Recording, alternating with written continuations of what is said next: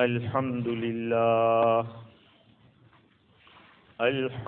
لله وحده والصلاة والسلام على من لا نبي بعده أما بعد فأعوذ بالله من الشيطان الرجيم بسم الله الرحمن الرحيم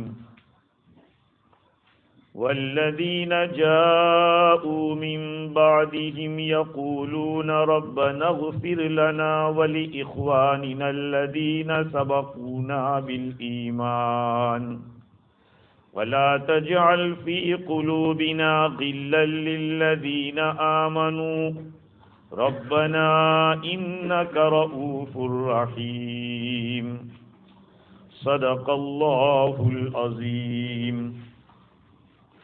وعن عثمان بن عفان رضی اللہ تعالی عنہ قال قال رسول اللہ صلی اللہ علیہ وسلم ان القبر اول منازل الآخرہ فإن نجا منه فما بعده أيسر منه وإن لم ينج منه فما بعده أشد منه رواہ الترمذی والحاکم وحسنہ. بزرگوں، پیارے بھائیوں، سننے والی خواتین، مائیں اور بہنیں، السلام علیکم ورحمۃ اللہ وبرکاتہ. آپ حضرات بخوبی واقف ہیں کہ آج کی یہ مجلس ہمارے عزیز مرحوم حاجی یاسین صاحب کی دعائے مغفرت کے لیے ہم لوگ جمع ہیں. انہی کی دعائے مغفرت کی مجلس ہے. اللہ رب العزت کا بے انتہا کرم اور احسان ہے کہ اس نے اپنے ماننے والوں کے لیے دروازہ بند نہیں کر دیا کہ انسان گزر گیا بات ختم ہو گئی، بلکہ اللہ تعالی نے گزرنے والے کو فائدہ پہنچانے کے لیے دعائے مغفرت اور ایصال ثواب کا طریقہ باقی رکھا. ہم اپنے مرحوم کو فائدہ پہنچا سکتے ہیں دعائے مغفرت کر کے اور ایصال ثواب کر کے. دونوں کی دونوں چیزیں، دعائے مغفرت اور ایصال ثواب، نافع ہیں مرنے والے کے لیے. روایت کے اندر آتا ہے رسول اکرم صلی اللہ علیہ وسلم نے ارشاد فرمایا المیت کالغریق الغواص، مرنے والا آدمی جو گزر گیا ہے وہ ایسا ہے جیسے کہ ڈوبنے والا جو چلاتا ہے، پکارتا ہے، مدد مانگتا ہے، ایسا ہے. اللہ تعالیٰ نے تعریف کی ہے ان لوگوں کی جو دعائیں مغفرت کرتے ہیں. دعائیں مغفرت اور ایصال ثواب ثابت ہے. یہ الگ بات ہے کہ ہم نے اس کے آگے پیچھے بہت کچھ بڑھا دیا، لیکن نفس دعائے مغفرت، نفس ایصال ثواب ثابت ہے. چنانچہ قرآن مجید میں اللہ تعالیٰ نے تعریف کی ہے ان لوگوں کی جو اپنے رشتہ دار جو گزر گئے ان کے لیے دعائے مغفرت کرتے. والذین جاءوا من بعدهم یقولون ربنا اغفر لنا ولإخواننا الذین سبقونا بالإیمان ولا تجعل في قلوبنا غلا للذین آمنوا ربنا إنك رؤوف رحیم. اور وہ لوگ جو ان کے بعد صحابہ کرام کے بعد آئیں گے اور یوں کہیں گے کہ اے ہمارے رب تو معاف فرما، مغفرت فرما، ہمارے ان بھائیوں کی مغفرت فرما جو ہم سے پہلے گزر گئے، اور ہمارے دلوں میں ایمان والوں کے لیے کینہ مت رکھنا، اے ہمارے رب تو بڑا مہربان رحم کرنے والا ہے۔ معلوم ہوا کہ اللہ تعالیٰ نے تعریف کی ہے، جو صحابہ کے بعد آئیں گے اور جو پہلے چلے گئے ان کے لیے کہیں گے کہ اللہ ان کی مغفرت فرما دے۔ تو دعائیں مغفرت کا نافع ہونا، سودمند ہونا یقیناً ثابت ہے۔ ایصال ثواب یعنی مرحوم کو ثواب پہنچانا۔ آپ نے کوئی نیکی کی ہے اور نیکی کا ثواب اپنے مرحوم رشتہ دار ایمان والا ہے اس کو اگر پہنچانا چاہتے ہیں تو کوئی پاپڑ بیلنے کی ضرورت نہیں ہے، کوئی اس کے لیے لوازمات یا کچھ اس طرح کے انتظامات کرنے کی ضرورت نہیں ہے۔ اگر آپ مسجد میں $10 ڈالتے ہیں کلیکشن کے لیے، اس میں اگر آپ نے یہ نیت کر لی کہ یا اللہ اس کا ثواب میرے والد کو مل جائے، آپ کا معاملہ اللہ کے ساتھ ہے۔ اللہ تعالیٰ دل کی باتوں کو جانتا ہے۔ آپ کے جیب سے گیا ہے تو آپ کو تو ملے گا ہی، لیکن جس کی نیت آپ نے کی ہے ان کو بھی ملے گا۔ بہت آسان سودا ہے۔ ایصال ثواب اس طرح ہو سکتا ہے۔ یہ الگ بات ہے کہ کچھ علماء نے اس میں اختلاف کیا کہ قرآن کی تلاوت کا ثواب ملتا ہے یا نہیں ملتا ہے۔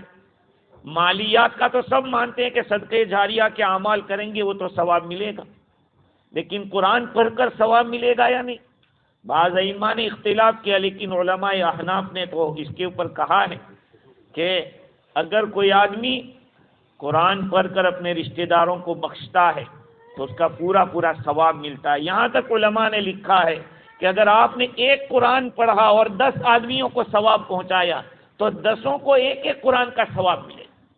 بعض علماء نے تقسیم کا کہا ہے کہ سب کے درمیان ڈیوائڈ کیا جائے گا، لیکن بعض علماء یہ بھی کہتے ہیں کہ اللہ تعالیٰ کی رحمت سے کیا بعید ہے کہ جن لوگوں کو دیا ہے سب کو پورا پورا دے دے۔ اس لیے میں اکثر و بیشتر اس طرح کی مجلس میں کہتا ہوں کہ ہم لوگوں کو معمولات بنانے چاہیے۔ ہر عورت کو بھی مرد کو بھی یہ ایک معمول اور ہیبٹ بنا لے کہ ہر فرض نماز کے بعد فی کم از کم 3 مرتبہ قل هو اللہ احد پڑھے اور یہ کہہ دے کہ اللہ میرے فلاں فلاں مرحوم کو اس کا ثواب پہنچا دے۔ تو 5 نماز کے اندر آپ کرو گے تو 5 قرآن کا ثواب جائے گا۔ اس لیے کہ حدیث شریف کے اندر سورہ اخلاص کو ثلث قرآن کہا ہے، 1/3 آف دا قرآن۔ اب اگر 3 مرتبہ پڑھیں گے تو پورے قرآن کا ثواب ملے گا۔ اب آپ بتائیے کہ اس مجلس میں کون ایسا ہے جس کو سورہ اخلاص نہیں آتی، قل هو اللہ کی سورت نہیں آتی؟ بچہ جانتا ہے اس کو۔ تو اب بتائیے اسلام کے اندر کتنی ہی سادگی ہے، بہت ہی سمپلٹی ہے، بہت ہی زیادہ سادگی ہے، لیکن ہم سادگی سے فائدہ نہیں اٹھاتے۔ ہم لوگ رسم و رواج کے پابند ہو گئے کہ کوئی مجلس ہوگی تو سمجھیں گے کہ دعائیں مغفرت ہوئی، مجلس ہوگی تو سمجھیں گے کہ ایصال ثواب ہوا، ورنہ اللہ رب العزت کے یہاں ان چیزوں کی ضرورت نہیں ہے۔ اللہ رب العزت آپ کے دلوں کے حالات کو جانتے ہیں۔ ہاں، معمولی چیز بھی صدقہ کرنے پر اللہ خوش ہو جاتا ہے، اللہ اتنا کریم ہے۔ تو میں یہ عرض کر رہا تھا کہ دعائے مغفرت اور ایصال ثواب یہ دونوں چیزیں ثابت ہے، اور ہمارے حضرت الاستاذ مولانا سید ابرار احمد صاحب نور اللہ مرقدہ سے بات بار بار سنی کہ دعائے مغفرت کی حیثیت اور ایصال ثواب کی حیثیت کیا ہے۔ بڑی اچھی مثال دے سمجھیے، اگر آپ کسی کا کوئی رشتہ دار جیل کے اندر بند ہو جاوے، خدا نہ کرے بند ہو گیا، اب اس کی مدد کرنے کے 2 طریقے ہیں۔ کسی کا رشتہ دار خدا نہ کرے جیل خانے میں بند ہے، اس کو اس کا تعاون کرنا، اس کی مدد کرنا، اس کے 2 طریقے ہیں۔ ایک طریقہ تو یہ ہے کہ صبح و شام اس کو کھانا بھیج دیا جائے کہ وہاں کا کھانا اس کو کھانا نہ پڑے، اور اپنے گھر سے بنا کے بھیج رہے ہیں، یہ بھی ایک مدد ہے۔ اور ایک مدد یہ ہے کہ کسی اچھے لائر کو اور وکیل کو ہائر کر کے قانونی کارروائی کر کے اس کو اندر سے باہر نکال لیا جائے، یہ بھی ایک مدد ہے۔ تو حضرت نے فرمایا کہ دعائے مغفرت کی حیثیت ایسی ہے جیسے کہ وکیل کے ذریعے باہر نکال کے لانا، اور ایصال ثواب کی حیثیت ایسی ہے جیسے کہ کھانا پینے کا تعاون کرنا۔ یہ بہت بڑی بات ہے۔ ہم لوگوں کو اپنے والدین کو، اپنے رشتہ داروں کو ہمیشہ دعا میں یاد رکھنا چاہیے۔ اب یہ ہندوانہ رسم ہمارے اندر بھی آ گئی، بہت سی جگہوں پہ یہ دیکھا گیا کہ 1 سال تک یاد کرتے ہیں، پھر اللہ اللہ خیر صلی اللہ۔ حالانکہ ماں باپ کے ساتھ جو رشتہ ہوتا ہے وہ کبھی نہ ختم ہونے والا رشتہ ہوتا ہے، اس لیے پابندی کے ساتھ اپنا معمول بنانا چاہیے۔ مسجد کے اندر بھی اگر ڈونیشن ڈال رہے ہیں تو نیت، دین کے اندر میرے بھائیوں نیت کا بہت بڑا رول ہے، بہت بڑا۔ جتنے بھی اعمال کیے جاتے ہیں، آپ چاہے دعوت و تبلیغ کی بات کرو، چاہے مدرسے کی بات کرو یا خانقاہ کی بات کرو، سب کے اندر انٹینشن کو بہت ہی زیادہ اہمیت دی گئی ہے۔ انٹینشن، اخلاص اور نیت، اس کو بہت بڑا دخل ہے۔ تو آپ نیکی کا کام کر رہے ہیں اور آپ کی نیت صحیح ہے تو ایک ہی عمل سے کئیوں کو فائدہ پہنچ سکتا ہے۔ خیر، تو اللہ تعالیٰ کا بڑا احسان ہے کہ دنیا سے جانے والے کے لیے یہ انتظام امت کے اندر باقی رکھا کہ اپنے گزرے ہوئے رشتہ دار کو اس طرح سے ہم نفع پہنچا سکتے، فائدہ پہنچا سکتے۔ اور ظاہری بات ہے کہ جس کا جتنا پیارا عزیز گزرا ہوگا اتنا زیادہ کرے گا اس کے لیے۔ باقی مرنے کے بعد کی جو زندگی ہے، جس کو برزخ کہتے ہیں، قبر کی زندگی کہتے ہیں، یہ بہت ہی اہم زندگی ہے۔ ہاں، یہ نہیں ہے کہ یہ آنکھیں بند ہو گئی بات ختم، سارا مدار اس کے اوپر ہے۔ حضرت عثمان بن عفان رضی اللہ تعالیٰ عنہ روایت کرتے ہیں، رسول اللہ صلی اللہ علیہ وسلم نے ارشاد فرمایا کہ ان القبر اول منازل الاخرہ، قبر آخرت کی منزلوں میں سے پہلی منزل ہے۔ ہمارے گجراتی کے اندر قبرستان کے باہر لکھا ہوا ہوتا ہے آخری منزل، آخری منزل یعنی لاسٹ منزل۔ تو میں کہتا ہوں آخری نہیں، آخری منزل، یعنی یہ صحیح منزل ہے، اصل منزل وہی ہے۔ حضور نے فرمایا کہ ان القبر اول منازل الاخرہ فإن نجا منہ فما بعدہ ایسر من، جو قبر کے اندر نجات پا گیا تو قبر کے بعد کی جو زندگی ہوگی وہ بہت زیادہ آسان ہوگی۔ فإن لم ينج منہ وإن لم ينج منہ، اور اگر قبر سے نجات نہیں پایا فما بعدہ اشد منہ، تو اس کے بعد کی جو زندگی ہے وہ اس سے زیادہ سخت ہوگی، وہاں تو ڈیسیژن سنایا جائے گا۔ اس لیے حضور اکرم صلی اللہ علیہ وسلم بھی عذاب قبر سے پناہ مانگتے تھے۔ ہاں، روایات سے ثابت ہے۔ حضرت عائشہ صدیقہ رضی اللہ تعالی عنہا سے کسی یہودیہ نے کہا عذاب قبر کے بارے میں، تو حضرت عائشہ رضی اللہ عنہ حضور سے پوچھا تو آپ نے فرمایا کہ ہاں، عذاب قبر حق ہے، بلکہ ایک صحیح حدیث ہے، حضور اکرم صلی اللہ علیہ وسلم نے ارشاد فرمایا کہ عذاب القبر حق فمن لم یؤمن به عذب، قبر کا عذاب حق ہے اور جو اس پر یقین نہ رکھے اس کو عذاب دیا جائے گا۔ جو اس پر ایمان نہیں رکھتا ہے، عذاب قبر کے اوپر کہا کہ اس کو عذاب دیا جائے گا، اس لیے کہ اس پر ایمان رکھنا واجب ہے عذاب قبر کے اوپر۔ کہ ہاں، عجیب اللہ تعالیٰ نے نظام رکھا ہے۔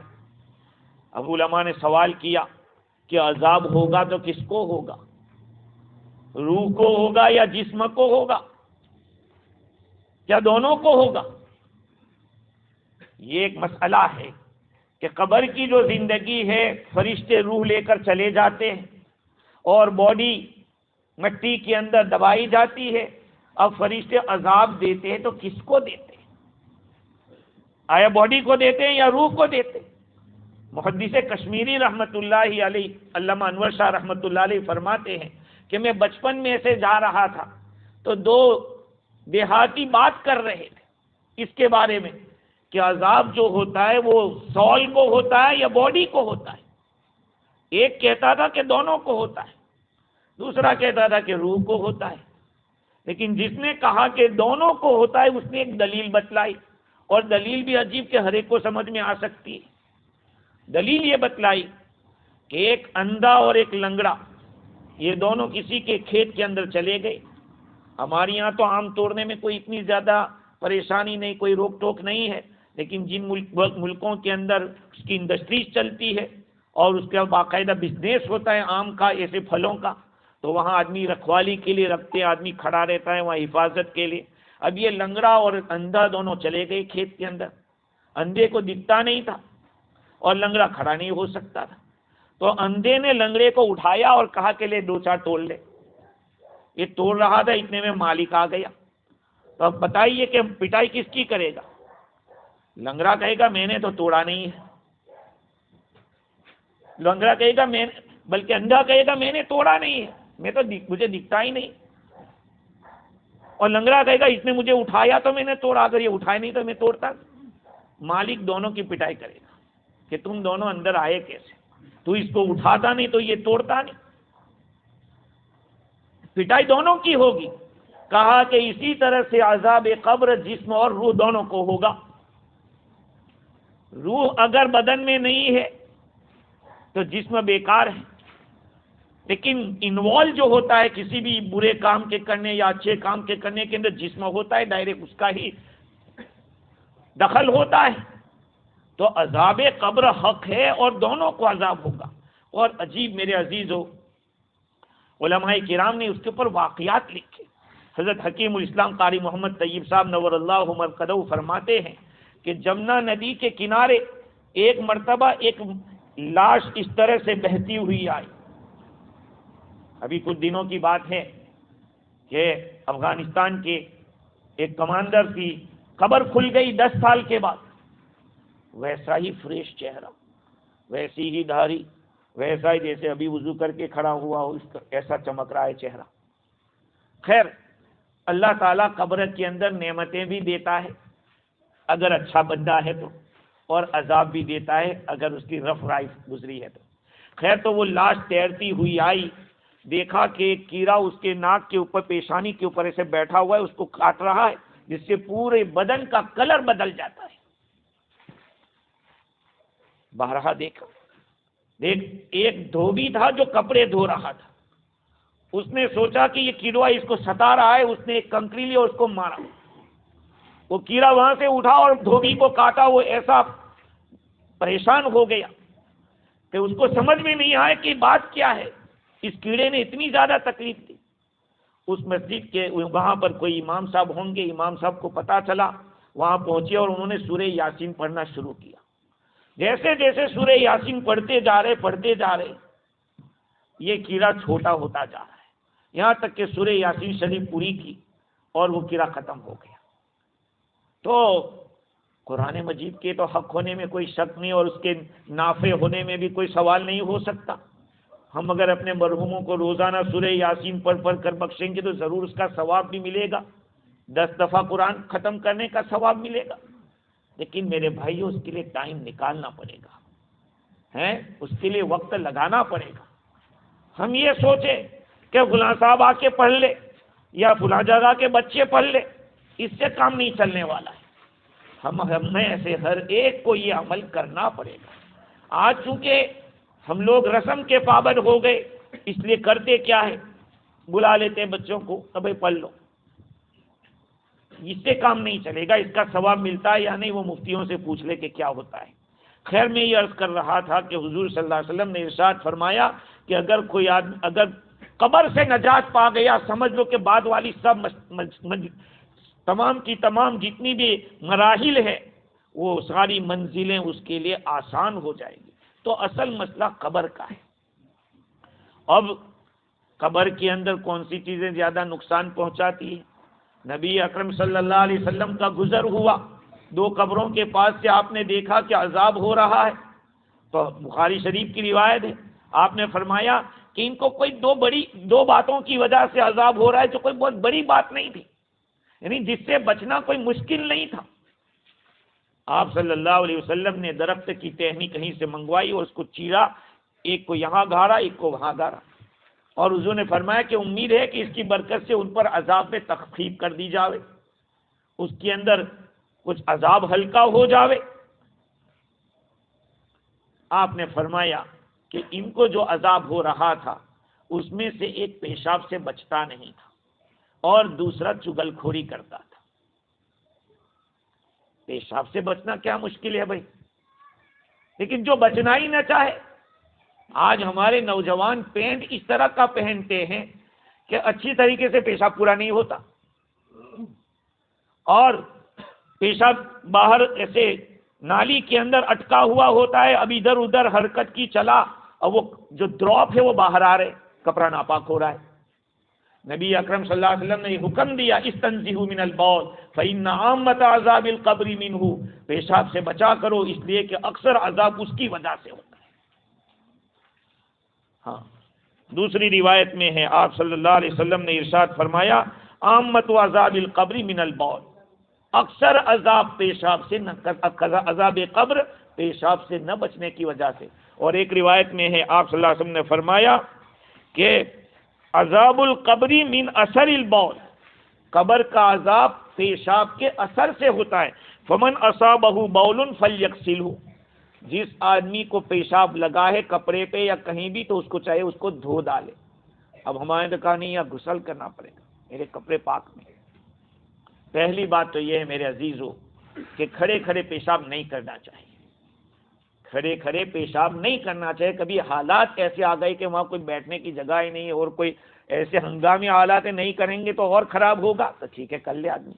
لیکن اس کے بعد کی جو حالت ہے، اب پانی کو استعمال کرنا یا ٹیشو پیپر کو استعمال کرنا تاکہ پیشاب کے قطرے ہمارے بدن پر نہ پڑے، کپڑے کے اوپر نہ پڑے. آج اس میں بہت ہی زیادہ لاؤبالی پن بڑھتا جا رہا ہے، غفلت بڑھتی جا رہی ہے. اسٹیل کی طرح سمجھتے ہیں، نل اسٹیل کا نل جیسے بن کے اور بند ہو گیا ایسا سمجھتے ہیں. حالانکہ اللہ تعالیٰ جزائے خیر دے ان فقہائے کرام کو جنہوں نے کتابوں کے اندر اس بات کو واضح کیا کہ آپ اپنے پیشاب کو کیسے بند کر سکتے.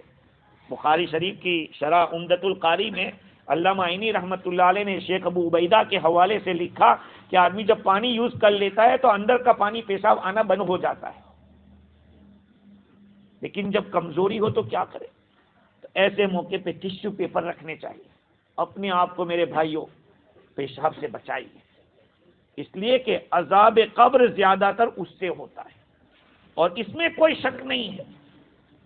حضور اکرم صلی اللہ علیہ وسلم نے جو بات بیان فرما دی اس میں دو رائے نہیں ہو سکتی. ہاں، اس لیے ہم سب کو، ایسا نہیں ہے کہ عورتیں بھی مستثنا ہیں. دیکھا یہ جاتا ہے، ہم نے مسجدوں میں بھی دیکھا کہ لوگ استنجا خانے میں جاتے گئے اور آئے، ارے بھائی کیا ہو گیا، کیسے ہو گیا. حالانکہ تھوڑا انتظار کرنا چاہیے، انتظار کے بعد آدمی کو صفائی حاصل کرنی چاہیے، پانی استعمال کرنا چاہیے تاکہ جو قطرات ہے وہ اچھی طرح سے نکل جائے. دوسری چیز حضور نے فرمائی کہ چگل خوری، چگل خوری، ادھر کی ادھر اور ادھر کی ادھر، جو آج کا ایک فیشن ہے، آج کا ایک فیشن بن گیا. کسی کو تنگ کرنے کے لیے، کسی کو پریشان کرنے کے لیے چگلی کرنا. اب اس سے بچنا بتاؤ کوئی مشکل ہے؟ آدمی چپ ہو جائے. چگلی سے بچنا کتنا آسان کہ آدمی زبان بند کر لے، ادھر کی ادھر نہ کرے. ایک واقعہ مجھے یاد آیا کہ ایک آدمی کا غلام تھا، وہ غلام کو بیچ رہا تھا اور لوگوں سے یہ کہتے جا رہا تھا کہ دیکھو غلام 100% بہت اچھا ہے، لیکن اس میں ایک خرابی ہے کہ وہ چگل خور ہے، اس کے اندر عادت چگلی کرنے کی ہے. تو دوسرے ایک آدمی نے خرید لیا اس کو، کہا یار یہ تو کوئی بڑا عیب نہیں ہے، چلے گا. کچھ دن تو اچھی طرح سے چلا، لیکن جس کی عادت ہوتی ہے وہ عادت جاتی نہیں. اس نے جو اس کا مالک تھا اس کی بیوی سے کہا کہ تمہیں پتا ہے تمہارا شوہر دوسری بیوی کرنا چاہتا ہے. کہا اچھا. اور شوہر سے ایک دن کہا کہ تیری جو بیوی ہے وہ تیری جان کی دشمن ہے، تجھے ختم کر دے گی کبھی. بیوی کو بتایا کہ دیکھ تجھے اپنے شوہر کو قابو میں کرنا ہو تو اس کی داڑھی کے نیچے کے بال 2-4 کاٹ لے جب سویا ہو تو وہ تیرے قابو میں آ جائے گی. اور شوہر کو یہ بتایا کہ وہ تیری جان کی دشمن ہے. تو ایک دفعہ یہ اس طرح سے سویا ہوا تھا، تو بیوی نے وہ بال اس طرح سے کاٹنے کے لیے کوئی چیز استعمال کی، اس کی آنکھ کھل گئی۔ وہ جو چگل خور کی بات تھی اس کو پکی معلوم ہو گئی کہ ہاں جو اس نے کہا تھا وہ بالکل صحیح ہے، کوئی شک نہیں اس کے اندر۔ تو پھر دونوں میں دشمنی ہوئی اور دونوں کے تعلقات ختم ہوئے۔ تو چگل خوری میرے عزیزوں کوئی اچھی صفت نہیں ہے۔ بعض علماء نے ایک قصہ لکھا ہے جانوروں کا کہ ایک شیر ایک دفعہ بیمار ہو گیا تو سارے جانور اس کی عیادت کے لیے پہنچے، اس کی خبر گیری کے پہنچے، لیکن لومڑی نہیں گئی۔ لومڑی بڑی چالاک چیز ہے، وہ نہیں حاضر ہوئی۔ تو بھیڑیے نے کمپلین کی کہ دیکھا جنگل کے سارے جانور آپ کی عیادت کے لیے آئے، نہیں آیا تو یہ لومڑی نہیں آئی۔ کہا اچھا ٹھیک ہے، وہ جب آئے تو مجھے یاد دلانا کہ ایسا کیا۔ تو جب لومڑی اس کے پاس گئی تو شیر سے بھیڑیے نے کہا کہ دیکھو وہ آ گئی، آپ کی عیادت کے اندر نہیں آئی تھی۔ لومڑی سے پوچھا کہ تو کیوں نہیں آئی، سب آئے؟ کہا کہ دیکھو سب تو آپ کی خدمت کے لیے آئے، لیکن میں آپ کے علاج کے تلاش میں تھا کہ آپ کا کوئی علاج مل جاوے، جو دوائی مجھے مل جاوے تو آپ کو شفا ہو جاوے۔ کہا تو کس نتیجے پر پہنچی؟ کہا میں اس نتیجے پر پہنچی کہ بھیڑیے کے پاؤں کے اندر ایک اس طرح کا موہرا ہوتا ہے کہ اگر وہ اس کے اوپر آپ قابو پا لو اور اس کو استعمال کر لو تو آپ کی ساری بیماریاں ختم ہو جائے گی۔ جب شیر نے یہ سنا تو سیدھا ہی حملہ کیا بھیڑیے پر، اس کا پاؤں زخمی کر دیا۔ تو کہا دیکھا یہ چگل خوری کا اثر۔ آج میرے عزیز اللہ ہمیں معاف فرمائے، ہم لوگ نماز کی پابندی کی فکر کریں گے، دعوت و تبلیغ چلہ 4 مہینہ جانے کی بات کریں گے تو جانا چاہیے، نیکی کا کام ہے، لیکن ادھر کی ادھر جلا چلانا، دو کو لڑا دینا، آپس میں ٹکرا دینا، اس سے ہم باز نہیں آتے۔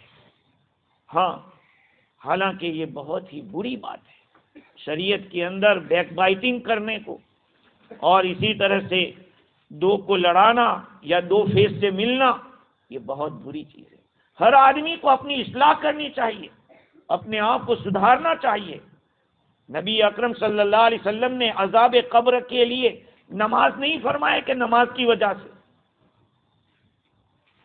زکوٰۃ نہیں فرمایا، روزہ نہیں فرمایا، یہ 2 چیزیں بتائیں، چگل خوری اور پیشاب سے نہ بچنا۔ دیکھیے خیر، تو میں یہ عرض کر رہا تھا کہ ہماری طرف سے اپنے مرحوموں کو ہم فائدہ پہنچائیں ایصال ثواب کے ذریعے، دعائے مغفرت کے ذریعے، قرآن مجید کی آیتیں صورتیں آدمی کو یاد کرنی چاہیے، اور ہر ایک سورت کا الگ الگ فائدہ ہے۔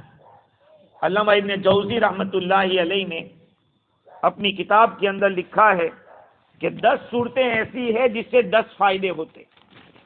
سورہ فاتحہ سے اللہ رب العزت کا غضب ٹھنڈا ہو جاتا ہے، سورہ فاتحہ سے، اسی لیے تو اس سورت کو دن کے اندر کتنی مرتبہ رکھتے ہیں، ہر رکعت کے اندر ایک مرتبہ سورہ فاتحہ پڑھی جاتی ہے، اور سورہ یاسین سے قیامت کے دن کی پیاس ختم ہوگی۔ سورہ یاسین، اس کو قرآن کا دل کہا گیا ہے، اس کے بڑے فوائد ہیں اور بڑے بڑے تجربات بھی ہے۔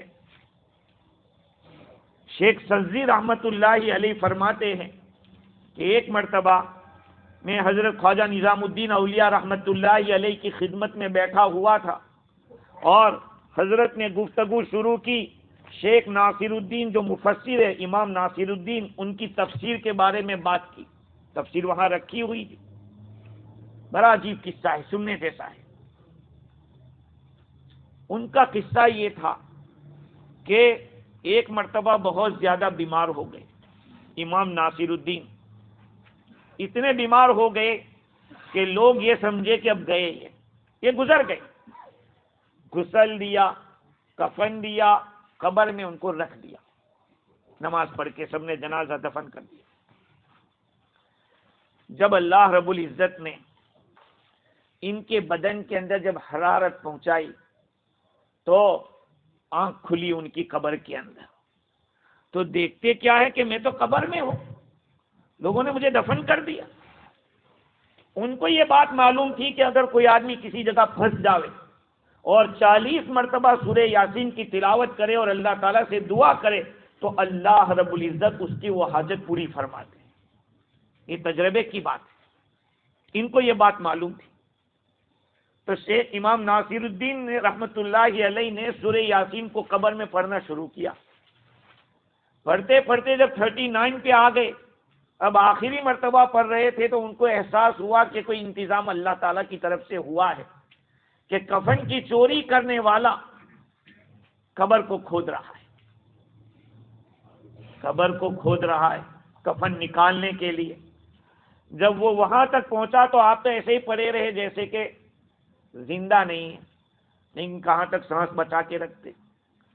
جب وہ کپڑا لے کے جا رہا تک کھڑے ہو گئے، وہ وہیں پہ بے ہوش ہو گیا اور مر گیا، وہیں پہ مر گیا وہ. اب شیخ نے افسوس بہت کیا کہ میں نے تھوڑی جلدی کی، اس کو چلے جانے دینا چاہیے تھا، تو یہ مرتا تو نہیں، وہیں پہ مر گیا وہ.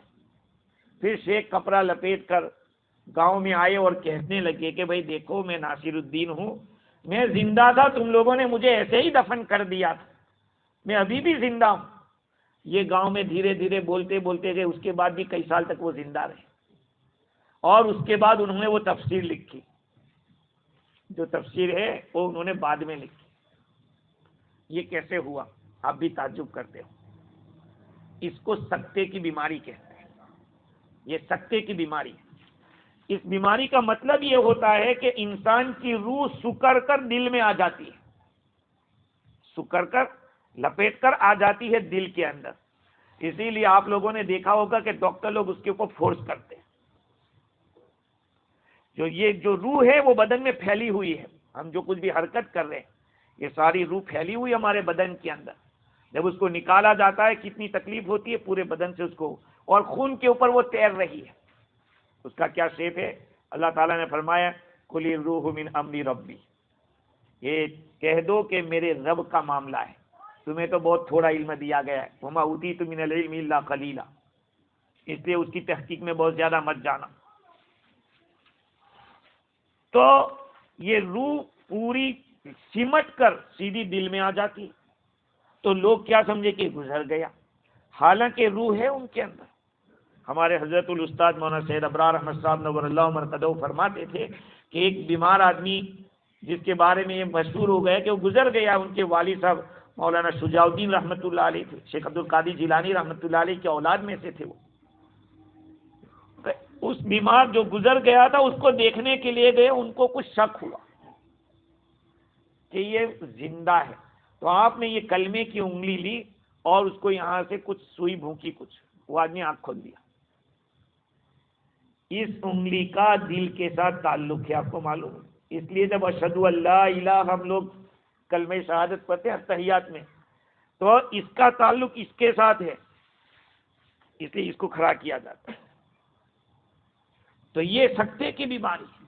خیر تو میں عرض کر رہا تھا کہ سورہ یاسین پڑھنا قیامت کے دن کی پیاس سے بچائے گا، اور سورہ دخان 25ویں سپارے میں ہے وہ تمنع من احوال القیامہ، قیامت کے احوال سے بچائے گا. صحیح حدیث کے اندر ہے کہ جمعہ کی رات کو سورہ دخان جو پڑھے گا اللہ اس کی مغفرت فرما دے گا. صرف 3 رکوع ہے، زیادہ نہیں ہے، 4 صفحے ہوتے ہیں تقریباً. آدمی اس کو یاد بھی کر سکتا ہے، یا نہ کر سکے تو کم از کم اندر دیکھ کر تو پڑھ سکتا ہے. اور آگے ابن جوزی رحمۃ اللہ علیہ فرماتے ہیں کہ سورہ واقعہ تمنع الفقر والفاقہ، سورہ واقعہ کا پڑھنا آدمی سے محتاجی کو دور کرتا ہے، فقر و فاقہ کو دور کرتا ہے. والملک، سورۃ الملک تمنع عذاب القبر، سورہ ملک تبارک الذی بیدہ الملک، 2 رکوع ہے، اس کو پڑھنے سے عذاب قبر سے آدمی بچتا ہے. اور سورہ کوثر تمنع خصومت الخصماء، دشمنوں کی دشمنی کو روکتا ہے. سورہ انا اعطیناک الکوثر، اس لیے کہ اس میں آیا ان شانئک ھو الابتر، تمہارا دشمن ہی دم بریدہ ہے. تو سورہ کوثر کا یہ فائدہ ہے. اور الکافرون تمنع عند النزع، تمنع الکفر عند النزع، آدمی سورہ کافرون پڑھتا ہے تو نزع کے وقت، دنیا سے جانے کے وقت کفر کرنے سے بچاتا ہے. والاخلاص تمنع النفاق، سورہ اخلاص قل هو اللہ کا پڑھنا نفاق کو روکتا ہے.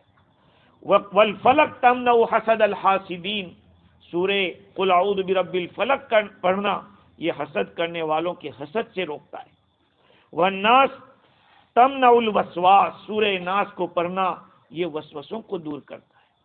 تو میرے عزیزو، یہ صورتیں ہیں، قرآن مجید کے اندر سب کچھ رکھا ہوا ہے، لیکن اگر ہم ہی فائدہ نہ اٹھائیں اور ہم ہی اس کی قدر نہ کریں تو پھر کیا ہوگا؟ کہ اللہ تعالیٰ نے قبر کو ہمارے لیے ایک نمونہ رکھا، ہم اس کے ذریعے سبق لے سکتے ہیں۔ حضور اکرم صلی اللہ علیہ وسلم نے قبرستان میں جانے کو اور اپنے رشتہ داروں کے وہاں جا کے قرآن پڑھنے کو آپ صلی اللہ علیہ وسلم نے بیان فرمایا، اور یہاں تک حضور نے فرمایا کہ آپ جس قبر پہ جاؤ گے اور سلام کرو گے وہ آپ کو پہچانتا ہے، آپ کے سلام کا جواب دیتا ہے۔ چنانچہ حضرت ابو ہریرہ رضی اللہ عنہ روایت کرتے ہیں، حضور اکرم صلی اللہ علیہ وسلم نے ارشاد فرمایا، ما من عبد یمر بقبر رجل کان یعرفه فی الدنیا فیسلم علیہ الا عرفہ ورد علیہ السلام، کہ جو کوئی بندہ کسی ایسے آدمی کی قبر سے گزرتا ہے جس کو دنیا میں پہچانتا تھا اور پھر وہاں جا کے سلام کرتا ہے تو اس کو پہچانتا ہے اور سلام کا جواب بھی دیتا ہے۔ اب یہ کہ میت کی روح گھرے آتی ہے یا نہیں آتی ہے، بہت سارے لوگ کہتے ہیں 40 دن تک آتی ہے، یہ سب غلط ہے۔ اللہ رب العزت سے اجازت مانگتی ہے کہ یا اللہ تو مجھے اجازت دے، میں اپنے گھر والوں کو جا کے کہہ دوں کہ میرے ساتھ تو نے کیا معاملہ کیا، تو نے میرے ساتھ کیا سلوک کیا۔ اللہ کی مشیت کے اوپر ہے، اللہ جس کو چاہتے اجازت دیتے ہیں اور نہیں چاہتے تو نہیں بھی دیتے، لیکن ہمارے یہاں یہ طے کر لیا گیا کہ جب آدمی گزر جاتا ہے 40 دن تک اس کی روح گھرے آتی ہے۔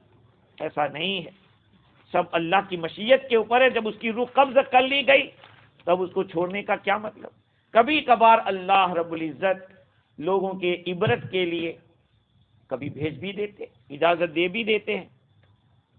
خیر، تو میں یہ عرض کر رہا تھا کہ اللہ رب العزت نے میرے عزیزو اس دنیا کے اندر ہم لوگوں کو بھیجا ہے، اور بھیجنے کے بعد اپنی قبر اور اپنی آخرت بنانے کے لیے بھیجا ہے۔ ہم جیسے اعمال کریں گے قبر کے اندر ایسا ہی ہمارے ساتھ سلوک کیا جائے گا۔ ہم دنیا کمانے کے اندر اتنے منہمک ہو گئے کہ اللہ کی یاد سے غافل ہو گئے۔ ہر وقت ہمارے دل و دماغ کے اوپر دنیا چھائی ہوئی رہتی ہے کہ کس طرح سے اتنا جمع کر لو، کس طرح سے اتنا کر لو۔ حالانکہ آدمی کماتا ہے اور اس کو وقت آ جاتا ہے دنیا سے جانے کا، کوئی تیاری بھی نہیں کر پاتا۔ چنانچہ تاریخ کا ایک بہت ہی مشہور واقعہ ہے کہ فردوسی ایک شاعر گزرے، فردوسی، سلطان محمود غزنوی رحمۃ اللہ علیہ نے ان کو حکم دیا، فرمائش کی کہ 60,000 اشعار لکھے، تو انہوں نے شاہنامہ لکھا، شاہنامہ 60,000 اشعار لکھے، اور یہ طے ہوا تھا کہ ہر ایک شعر کے اوپر 1 دینار انعام میں ملے گا۔ دینار سونے کا ہوتا ہے، درہم چاندی کا ہوتا ہے، کہا ایک کوئن جو سونے کا ہوگا ایک شعر پر ملے گا۔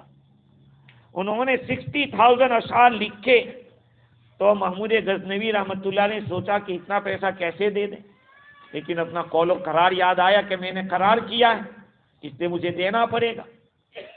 آپ نے اپنا آدمی بھیجا، 60,000 دینار لے کر آدمی پہنچ رہا ہے، ادھر سے ان کا جنازہ نکل رہا ہے، وہ قبر کی طرف روانہ ہوئے ہیں اور ادھر ان کا پیسہ جا رہا ہے۔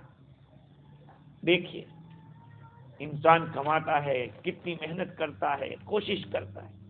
ہم لوگوں کو چاہیے کہ اپنے دلوں کی فکر کریں، ہم دلوں کی صفائی کے پیچھے لگے۔ اگر ہمارے دلوں میں صفائی نہیں ہے تو چاہے دنیا کتنی کما لیں، دنیا چاہے ہماری کتنی واہ واہ کر لے، سب بیکار ہے۔ دنیا کا ایک مانا ہوا مالدار آدمی، دنیا کا مانا ہوا مالدار آدمی بل گیٹس کہلاتا ہے، آپ کو پتا ہوگا، جو لوگ جانتے ہیں اخبار پڑھتے ہیں۔ بل گیٹس بہت مشہور آدمی، اس نے اپنا ایک واقعہ سنایا کہ جس وقت میں بہت فیمس نہیں ہوا تھا، بہت مشہور نہیں ہوا تھا، میں امریکہ کے ایئرپورٹ کے اوپر نیوز پیپر خریدنے کے لیے گیا، میرے پاس چینج نہیں تھا، تو میں نے اس سے کہا کہ یار خریدنا تو تھا لیکن چینج نہیں، کہا یار لے جاؤ، میں آپ کو ایسے گفٹ کر رہا ہوں، جاؤ۔ تو میں نے لے لیا اور اس کو پڑھا. پھر 2-4 مہینے کے بعد پھر مجھے جانا ہوا. پھر مجھے خریدنے کی نوبت آئی لیکن چینج نہیں تھا. اس دفعہ بھی میں نے اس سے کہا کہ دیکھو میں تھوڑا نفع کم کماؤں گا لیکن آپ لے جائیے, میں اپنے نفع سے آپ کو دے رہا ہوں. لے گیا. کہا اس کے بعد جب میں بہت مالدار ہو گیا, بڑا فیمس ہو گیا, اس کے بعد میرے دل میں یہ بات آئی کہ یار اس آدمی نے میری مدد کی تھی تو لاؤ میں اس کا کوئی بھی بڑا کام کر دوں جس سے اس کا بدلہ ہو جائے. بلقیس کہتا ہے کہ میں ڈھونڈتے ڈھونڈتے اس آدمی کے پاس گیا تھا. مجھے جانتے تھا بلقیس آپ کا, آپ کو معلوم ہے آپ نے ایک مرتبہ مجھے نیوز پیپر گفٹ کیا تھا. کہا 1 مرتبہ نہیں 2 مرتبہ ہم نے آپ کو دیا تھا. کہا آج میں اس کا بدلہ چکانے آیا ہوں. کہا آپ نہیں چکا سکتا. کہا آپ اپنا کام بتائیے, آپ جو کہیں گے میں آپ کا کام کر دوں گا. تو کہا کہ آپ اگر میرا کام کرو گے تو اس حال میں کرو گے جب کہ آپ کے پاس خوب پیسہ ہے اور میرے پاس بھی ہے, لیکن میں نے آپ کی مدد اس وقت تک کی تھی جس وقت آپ کے پاس چینج نہیں تھا. تو بلقیس نے کہا کہ مجھے اس سے احساس ہوا کہ مالداری مال کا نام نہیں ہے, دل کی مالداری, اصل مالداری وہ ہے, اصل دل کی مالداری. ان الغنی غنی النفس, اصل مالداری دل کی مالداری. تو میرے عزیزو, دنیا کے اندر ایسے اعمال کریں کہ ہماری جو نیک نامی ہے وہ باقی ہے. ہمارے عزیز حاجی یاسین ہمارے دوست جیسے تھے, حالانکہ ان کا بیٹا ہمارا دوست ہے لیکن یہ باپ بھی میرے ساتھ دوستی جیسا تعلق رکھتے تھے. اتنے جنازے کے اندر ہم نے لوگوں کو دیکھا تو مجھے احساس ہوا کہ اس آدمی کے ہر دل عزیزی آج کام آ گئی ان کو. حدیث شریف کے اندر 40 آدمی کے جنازہ پڑھنے پر بخشش کا وعدہ, اور یہاں تو کئی 100 لوگ, ماشاءاللہ کئی 100 لوگ جمع ہو گئے. تو دیکھیے نیکیاں کرتے جائیے, وہ تو ایک نہ ایک دن بولے گی. یہاں تک حضور اکرم صلی اللہ علیہ وسلم نے ارشاد فرمایا کہ اگر کسی آدمی کے گزرنے کے بعد اگر کوئی اچھے کلمات کہتا ہے تو یہ اس کے اللہ کے نزدیک بھی مقبول ہونے کی نشانی ہے. میں آپ کو حدیث سناتا ہوں. حضور اکرم صلی اللہ علیہ وسلم نے ارشاد فرمایا کہ ایک آدمی, پہلے تو 3 آدمی کے بارے میں بتایا کہ 3 آدمی اگر کسی کی تعریف کرتے ہیں اور اچھے کلمات کہتے ہیں تو وہ آدمی اللہ تعالیٰ کے نزدیک بخشا جاتا ہے. ایما مسلم شہید لہ 4 بخیر, ہر وہ مسلمان جس کے لیے 4 آدمی گواہی دے دے بھلائی کی کہ یہ آدمی بھلا تھا, ادخلہ اللہ تعالی الجنہ, اللہ تعالیٰ اس کو جنت میں داخل فرمائیں گے. او ثلاثۃ, راوی کہتے ہیں کہ حضور نے 3 فرمایا, او اثنان یا 2 فرمائے. روایت ہے مسند احمد کی, نسائی کی, مختلف کتابوں کی یہ روایت. اب سوچئے, اس لیے جانے والا تو چلا گیا, اب ہماری ذمہ داری کیا ہے؟ ہم لوگوں کو چاہیے سبق لے. یہ نہ ہو کہ آئے بیٹھے اٹھ کے چلے گئے. اپنی زندگی کا جو ٹائم ٹیبل ہے اس کو بدلے. ہمارا ٹائم ٹیبل یہ کہ رات کو لیٹ سونے کا, صبح میں لیٹ اٹھنے کا, جبکہ نبی اکرم صلی اللہ علیہ وسلم کی عادت شریفہ یہ تھی کہ رات کو جلدی سو جاتے تھے اور صبح جلدی اٹھ جاتے تھے. ہمارا ٹائم ٹیبل اور ہماری جو زندگی کی حالت ہے اللہ کے رسول صلی اللہ علیہ وسلم کی زندگی سے میچ کریں گے تو پتہ چلے گا. شام کا کھانا ہمارے یہاں لاڈو والی بات ہوتی, وہاں ہلکا ہوتا تھا, اور کھانے کے بعد چلنے کی بات ہوتی تھی. بہت ساری باتیں. ابھی 5 ہفتے سے میں اپنی مسجد کے اندر اسی کے اوپر گفتگو کر رہا تھا. اس پرسوں بھی, کل بھی میں نے سونے کے آداب کیا ہے اور پینے کے آداب کیا چیز پینا. میں نے ایک روایت پڑھی, میں نے پہلے کبھی یہ روایت دیکھی نہیں تھی. حضور اکرم صلی اللہ علیہ وسلم نے ارشاد فرمایا کہ جو آدمی نشے کی چیز پیے گا چاہے کچھ بھی ہو, یہ الفاظ ہے, ما کانا مسکرم ما کانا, صرف شراب نہیں, کوئی بھی چیز جو نشے کی چاہے کچھ بھی ہو, اللہ تعالیٰ 40 دن تک اس کی نماز قبول نہیں فرمائیں گے. اور اس روایت کے اوپر جو لیبل لگانے والے ہیں انہوں نے حسن کا لیبل لگایا کہ یہ روایت حسن ہے یعنی بڑھیا ہے۔ اب آپ سوچئے کہ حضور نے کیسے پینا چاہے کسی چیز، پانی کو کیسے پینا ہے اور کتنے سانس میں پینا ہے، کیا دعا پڑھنا ہے اور کب پینا ہے، یہ ساری باتیں روایات سے ثابت ہیں۔ لیکن میں اور آپ ہیں میرے بھائیوں کہ ہم کہتے تو یہ ہیں کہ ہم نے کلمہ پڑھا لا الہ الا اللہ محمد الرسول اللہ، لیکن توحید متابعت ہمارے پاس نہیں ہے۔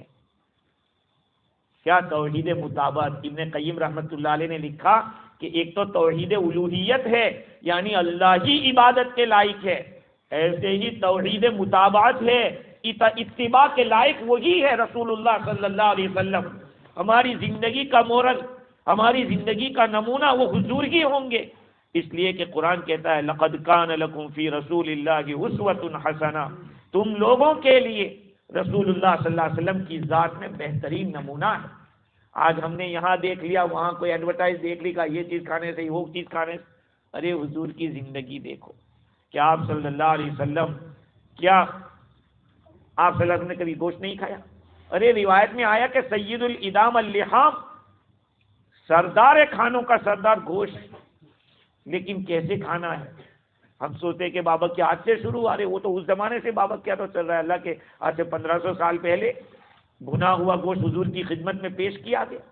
میرے بھائیوں، ہم سب کو چاہیے کہ ہم اپنی زندگی کے اندر حضور کی سنتوں کو جگا دیں، چاہے خوشی کا موقع ہو، چاہے غمی کا موقع ہو۔ آخر اللہ کے نبی صلی اللہ علیہ وسلم نے کیا فرمایا تھا اس موقع پر، اور ہمیں کیا کرنا چاہیے؟ صحیح معنی میں تسلی اگر آپ کو چاہیے تو شریعت مطہرہ میں تسلی ہے، کسی اور جگہ آپ کو تسلی نہیں ملے گی۔ اور میں چیلنج کے ساتھ ایک بات کہتا ہوں کہ آپ کی 24 گھنٹے کی زندگی میں جو کچھ بھی میٹر ہوگا یا کوئی بھی ایشو ہوگا، آپ کو قرآن و حدیث کی روشنی میں اس کا سولوشن ملے گا۔ یہ دین ایسا ہے کہ اس نے کسی جگہ کے اوپر انگلی رکھنے کا موقع نہیں دیا۔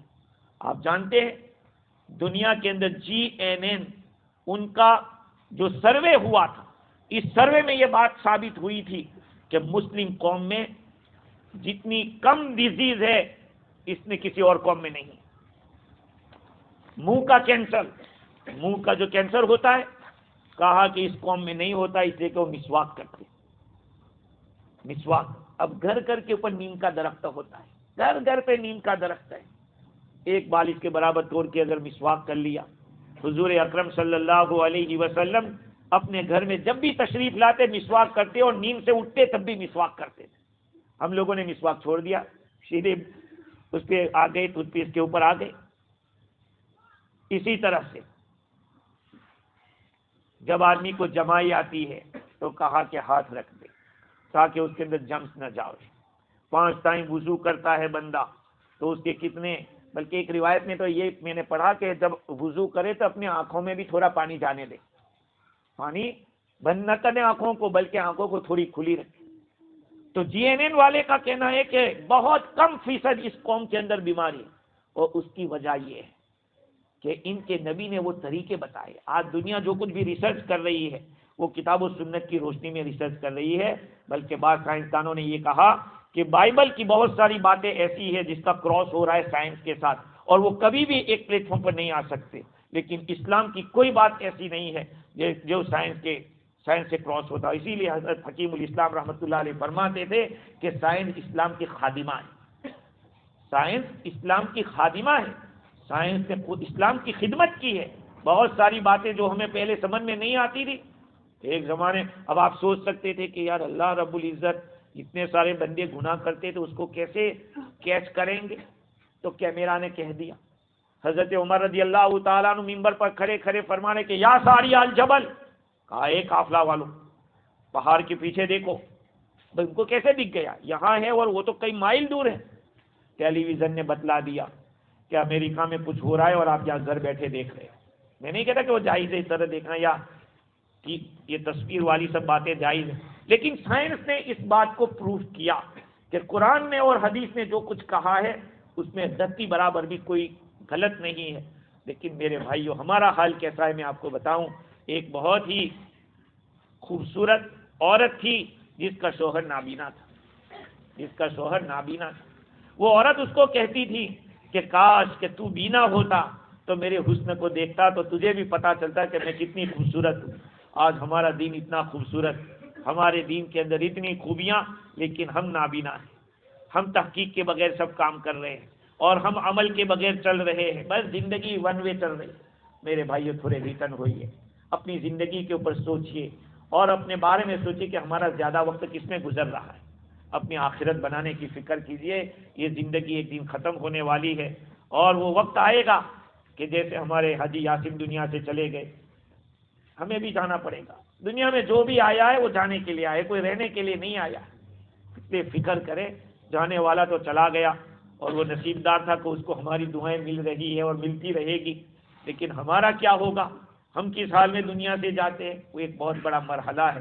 اللہ تعالیٰ مجھے بھی اور آپ کو بھی حسن خاتمہ کی دولت سے مالا مال فرماوے اور قابل رشک موت عطا فرماوے، اور جو موت شریعت کے اندر اچھی سمجھی گئی ہے، ایسی موت جس کو حسن خاتمہ کہتے ہیں، اس دولت سے اللہ تعالیٰ ہمیں مالا مال فرماوے۔ یہ دعا اجمل و جملہ جہاں امین بات، وآخر دعوانا